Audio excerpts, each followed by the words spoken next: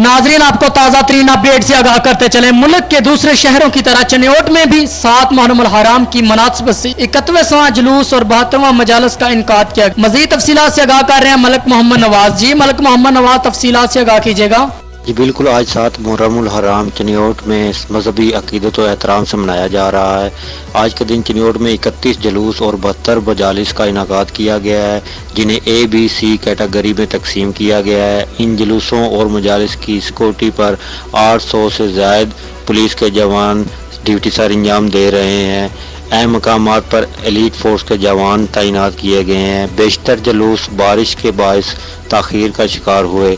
हम इस वक्त मौजूद हैं सैटेलाइट टाउन से बरामद होने वाले जुलूस में, जो हॉकी स्टेडियम के सामने से होता हुआ इमाम बारगाह जाकर इख्तिताम पजीर होगा।